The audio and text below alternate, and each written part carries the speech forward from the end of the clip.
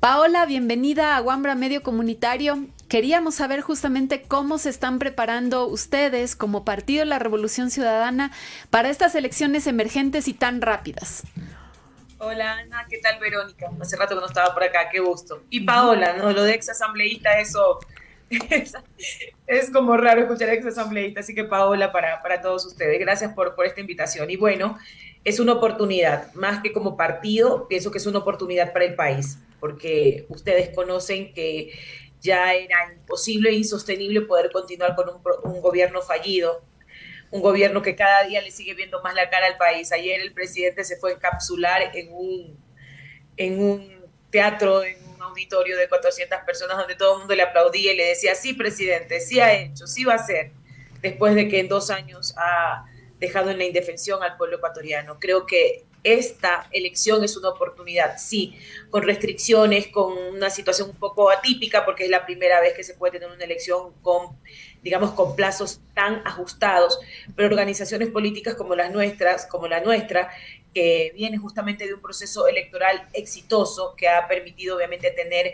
las bases organizadas y también las estructuras provinciales organizadas, va a ser mucho más quizás fácil en lo logístico, pero también sigue siendo en este momento la responsabilidad del buró político de nuestra organización poder elegir a los mejores hombres y mujeres que puedan conformar el binomio, pero adicionalmente también poder establecer cuadros estratégicos para que encabecen las listas de asambleístas en las provincias. Estamos haciendo un proceso de evaluación, creo que es el único movimiento político que está haciendo una evaluación a sus 47 legisladores que terminaron, más que terminaron, que fueron cesados en el periodo anterior. Eso es bueno, positivo, porque yo creo que hay una cosa que hay que dejar bien claro. La asamblea que terminó, si bien fue disuelta por el decreto ejecutivo del presidente de la República, hay algunos asambleístas impresentables que no deberían volver. Ojalá las organizaciones políticas decidieran hacer todo ese tipo de análisis a la interna. Nosotros, a pesar de no haber estado ninguno de nosotros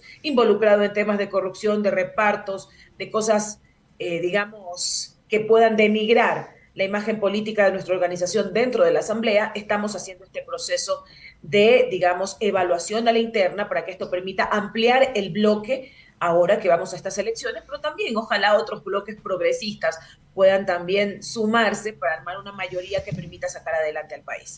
Ahora, asambleísta, retrocedamos un poco el tiempo hacia lo que fue la semana pasada antes de este decreto de muerte cruzada y algunas voces decían, bueno, un SB puede beneficiar tanto del juicio político cuanto de la muerte cruzada. Y hay un poco cuál fue el análisis que ustedes hicieron de estos dos escenarios finalmente, cómo queda un poco el partido y si se quiere esas estrategias que UNE se pensaba justamente en estos dos escenarios.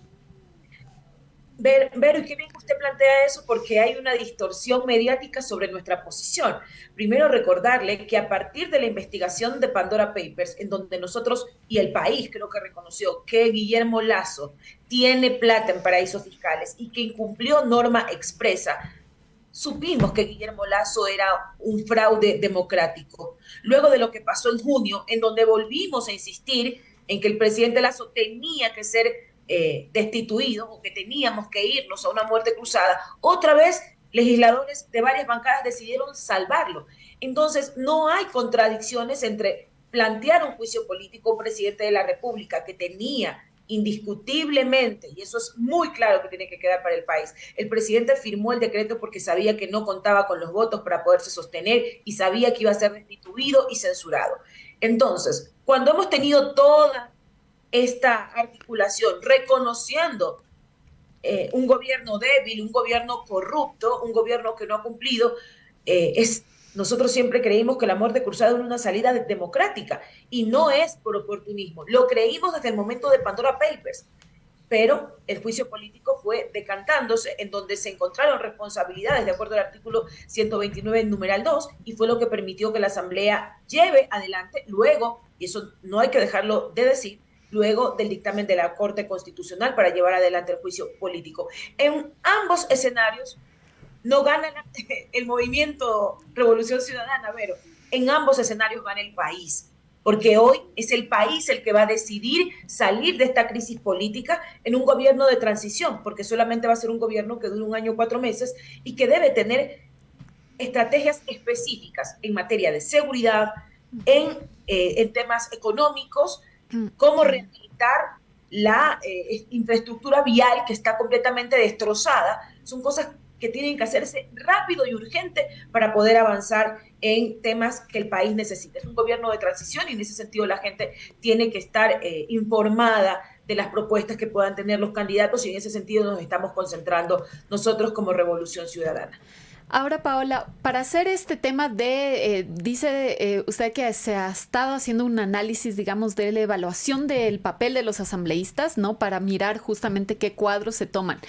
Hay una cuestión que ocurrió justamente en la asamblea y es que ustedes, como bancada de UNES, fueron parte de los votos que permitieron la aprobación de la ley de seguridad, de las reformas a la ley de seguridad nacional, que si bien luego, digamos, cuando se hizo público el decreto de Lazo de porte de armas, se mostró, digamos, que el rechazo a este decreto por el tema del libre porte de armas a civiles, pero ustedes habían aprobado meses antes estas reformas a la ley de seguridad nacional que permitieron, que construyeron el camino, digamos, para una política securitista y además represiva, digamos, que se fue construyendo en el gobierno de Lazo. Entonces, mi pregunta es justo eso. En esa evaluación, ¿analizaron por qué razón la bancada de UNES apoyó estas políticas que tendieron al tema de presencia de los militares en las calles,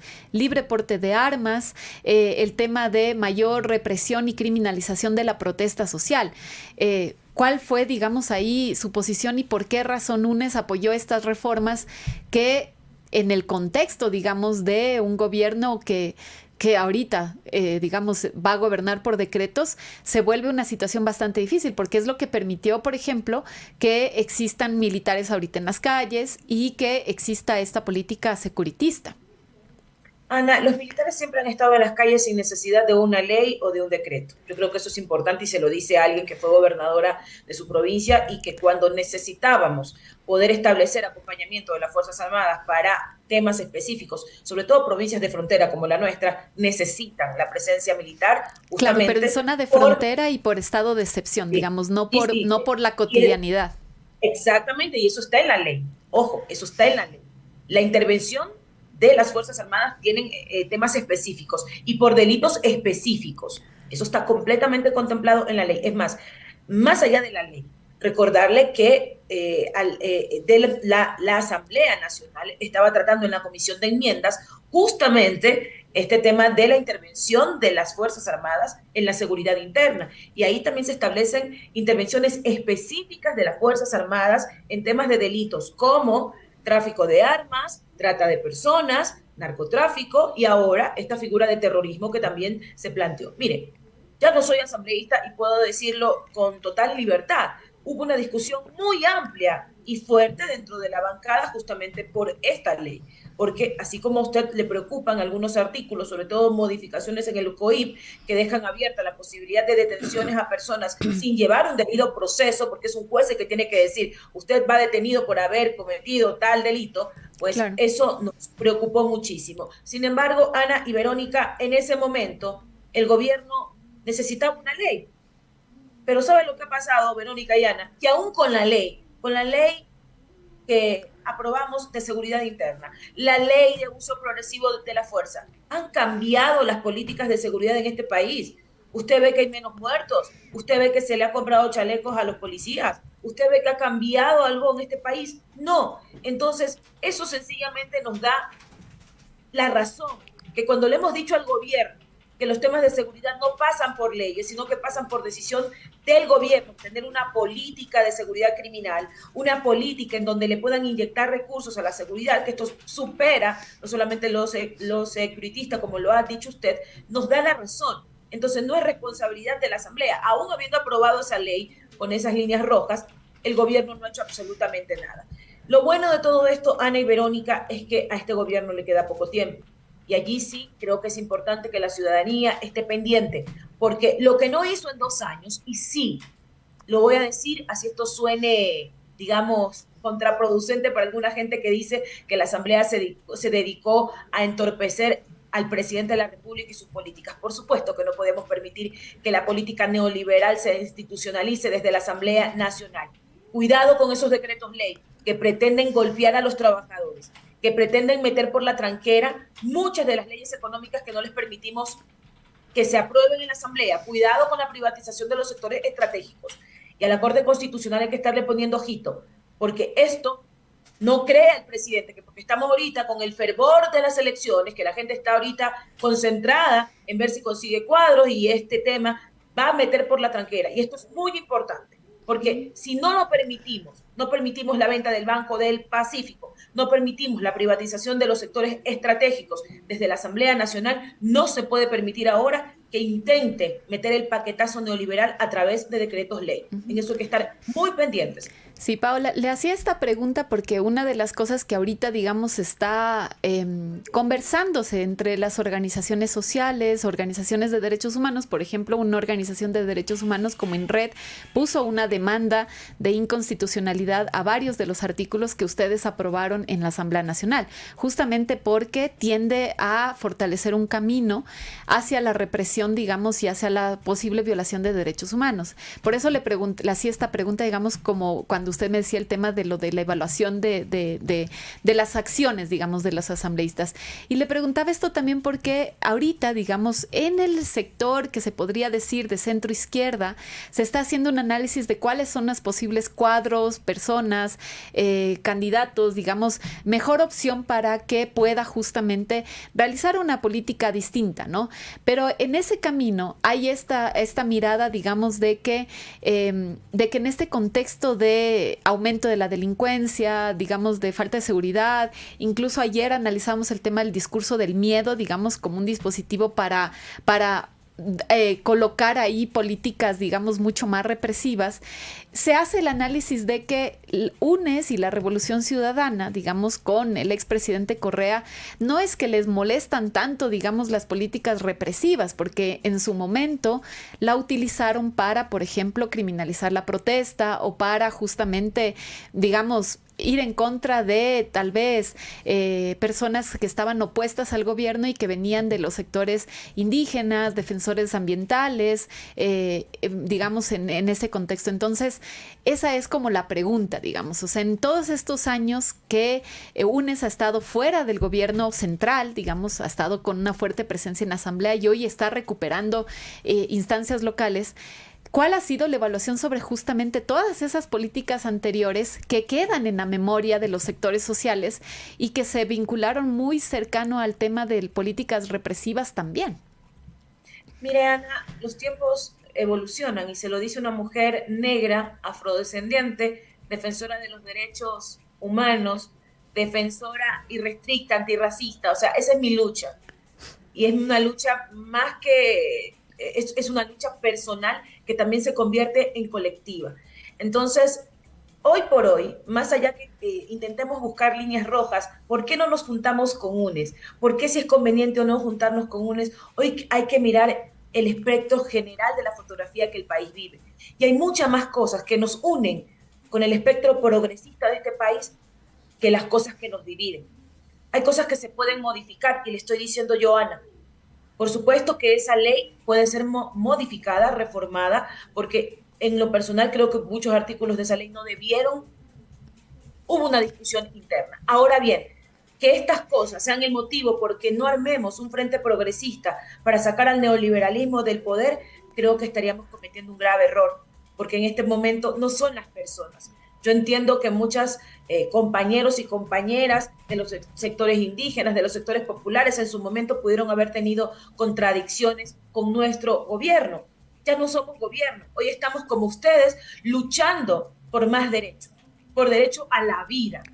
Cuando estamos hablando aquí de derechos de la vida, y no solamente la vida si sales a la calle y te llega una bala sin que tú tengas responsabilidad de nada. La vida, miren, hay gente que se está muriendo de hambre en este país. No es posible que un país que tiene tantas posibilidades de generar alimentos, la gente se muera porque no hay que comer. Entonces, son los grandes temas que nos deben juntar. Miren, las divergencias pueden haber existido y seguramente van a seguir existiendo. Pero, ¿qué vamos a poner en el medio? Al país. Yo creo que hay más grandes posibilidades y entiendo que puedan existir desconfianzas, pero ahora todos sufrimos. No importa si eres correísta o anticorreísta, no importa si estás en el movimiento indígena, en el movimiento trabajador, si eres feminista, todos estamos viviendo situaciones muy complejas.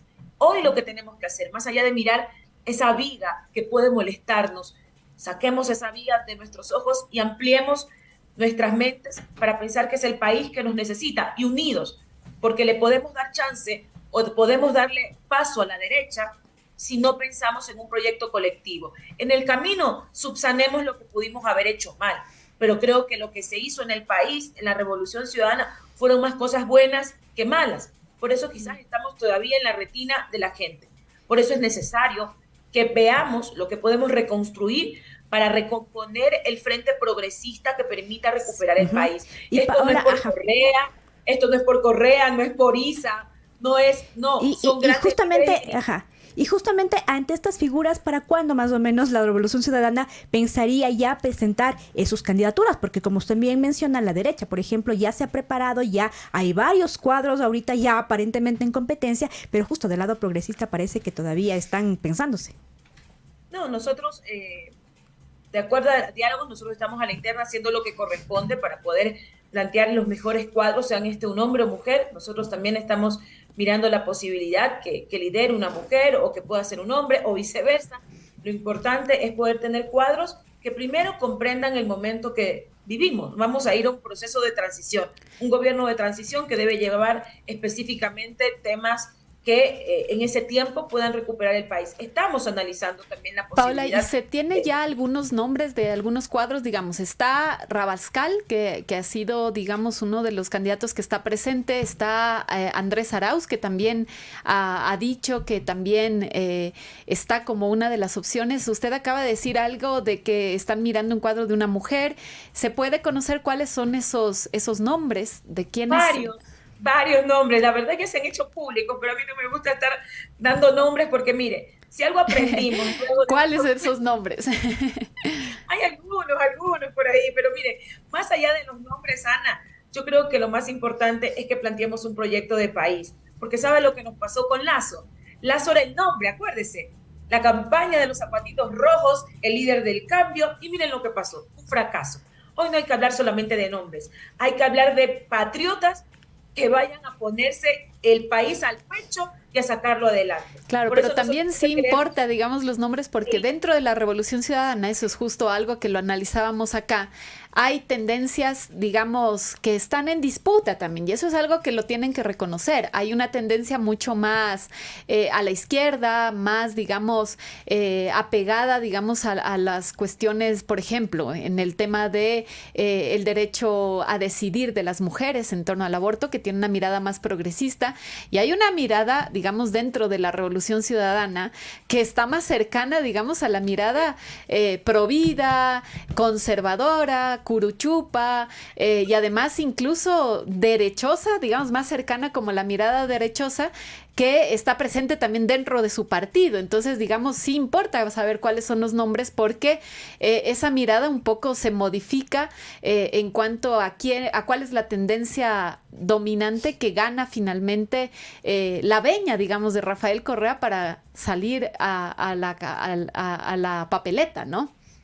Sí, hay posibilidades de convivir ahí con esas condiciones. Mire, somos un partido, un movimiento tan diverso que nos damos la posibilidad de poder convivir con estas lógicas que en ocasiones pueden ser quizás vistas de manera contraproducente, pero a la larga, cuando se trata del país, es posible convivir. Y sí, es verdad, hay muchos que estamos ligados a otros principios, que estamos más apegados a la parte progresista, y bueno, eso no implica de que no podamos tener un binomio que pueda, digamos, confluir con todas esas ideas que son las necesarias en este momento para el país. Ana y Verónica, ténganlo por seguro, que el 27 de mayo van a conocer quiénes son el binomio de la Revolución Ciudadana, y que ese binomio va a poder llenar las expectativas que tiene el país, y que ojalá, yo esto no lo pienso en personal, lo pienso en colectivo, ojalá pudiéramos tener la posibilidad de ampliar este espectro, que la Revolución Ciudadana pueda ir de la mano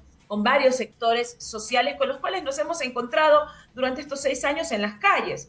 porque no somos distintos, porque nos duele lo mismo. Lo que le duele a los hermanos indígenas nos duele a los negros. Hoy lo que está pasando en mi provincia, en los sectores periféricos de Guayaquil, donde vivimos los negros, es justamente el neoliberalismo duro y puro. Entonces no nos podemos dividir porque es que no, ellos están en la lista de Correa o son de la Revolución Ciudadana. No, nosotros también sufrimos exactamente lo mismo que sufren los sectores progresistas. A la larga nos vamos a seguir encontrando en la calle. Paola, y en este tema de la unión, si es que, por ejemplo, el candidato de Pachacuti, de la CONAIE, por ejemplo, Leonidas Issa, les propusiera hacer una alianza, ¿ustedes aceptarían hacer una alianza con Leonidas Issa, pero no siendo presidentes, sino vicepresidentes? Mire, sería maravilloso. Yo no soy parte del buró, pero se lo voy a decir. Mire mis ojitos cómo brillan. Sería maravilloso. Sería lo óptimo. Sería lo correcto. Porque, insisto, pueden existir divergencias, pero hoy el espectro progresista lo lidera la CONAIE y lo lidera la Revolución Ciudadana. No nos perdamos. No hay más. Aquí somos nosotros. Nos juntamos nosotros o nos toman divididos y vamos a darle espacio a la derecha. Es mi opinión y creo que tengo la suficiente postura para decirlo, porque vengo de los sectores, vengo de los pueblos y nacionalidades, sé lo que estamos viviendo los pueblos negros, indígenas, montubios, las mujeres periféricas, las mujeres feministas, cómo nos persiguen, cómo hacen o cómo nos han arrinconado. Entonces en este momento no estamos para discutir, estamos para confluir. Sería un sueño, y se lo digo, me hago responsable de lo que digo, sería un sueño que el espectro progresista, liderado por la Revolución Ciudadana y por la CONAIE, no me atrevería a hablar de Pachacuti porque Pachacuti tiene muchas cosas que resolver a su interna, pero creo que la CONAIE y la Revolución Ciudadana somos lo rescatable del progresismo en este momento, y ojalá la madurez política y el pueblo escuchen a sus pueblos y que podamos hacer un frente que le permita hacer justamente... Sí, Paola, un sueño que se rompe con un tuit de Rafael Correa diciendo algo en contra de Leonidas Issa. Recién publicó, digamos, un tuit diciendo eso. No es contra Leonidas, no. Bueno. No, ahí hay un tema de índole interna, tranquila, no es contra Leonidas, jamás. Y creo que hay que mirar otras entrevistas. El presidente Correa ha hecho muy buenos comentarios de Leonidas. Miren, siguen teniendo puntos quizás no en común, pero más son las cosas que nos unen. Yo vuelvo y repito, no veamos solamente lo malo, veamos lo positivo. El tuit tiene otro componente. Si ustedes lo leen, tiene que ver específicamente con la persona, que fue una persona allegada, y esos son otros temas que tienen que ver más con índole interna. Listo, Paola, muchísimas gracias. No tiene nada que ver con Leonidas ni con la CONAIE. Listo, Paola, muchísimas gracias por esta entrevista y por esta conversación.